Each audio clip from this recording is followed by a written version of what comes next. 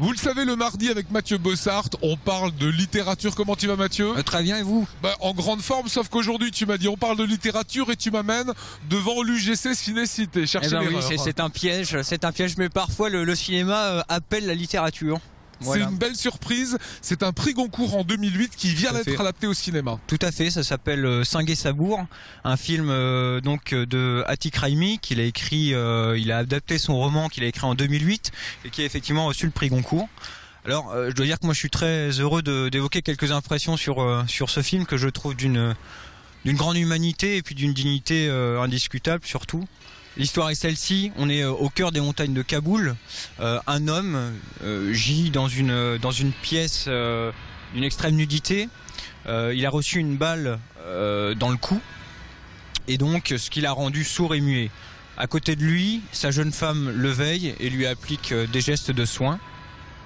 Dans ce contexte d'extrême nudité, on va dire, eh bien, elle va pouvoir délier sa langue pour la première fois et remonter le fil de leur histoire, de son histoire et je dirais en général de l'histoire de ces sociétés tyranniques, un petit peu de l'homme devant la femme, quoi. Cet homme a des idéaux, sa femme répond au code de l'islam. C'est ça, exactement. Voilà. Et donc pour la première fois, cet homme va faire l'expérience du mutisme et du silence qui est généralement imposé aux femmes dans ces sociétés-là et elle va pouvoir donc se libérer, expliquer son histoire, voilà, le fait qu'elle ait été battue toute petite par son père, le fait qu'elle ait eu un mariage forcé avec cet homme qui n'était même pas là durant le mariage, le fait qu'elle ait eu des viols physiques et moraux à répétition, et donc c'est une parole qui révèle voilà ses secrets et qui l'a fait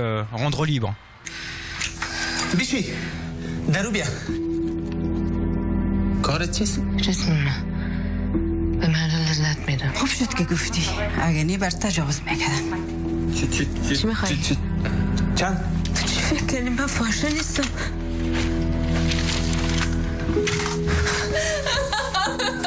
همیشه برات خواهد گفتم و نمیفهمم چی خواهد فکر کردی. دیگه چه میخوای؟ این بچه زود یاد میگیره. یک دفعه گرده کفک شدم از خنده. زود خود یادتون انداختم خندم چوب شد. دستشو میگیرم سر سینم میمانم. لای رانایم چیزی نمیگه.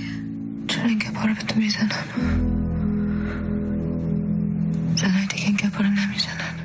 Singe et Sabour, alors justement c'est un titre qui prend tout son sens dans cette histoire. Pourquoi? Puisque selon la légende persane, c'est une pierre magique. C'est une pierre devant laquelle les gens témoignent de leur tristesse. Et un jour, cette pierre éclate. Et à l'éclatement de cette pierre, ces gens deviennent libérés.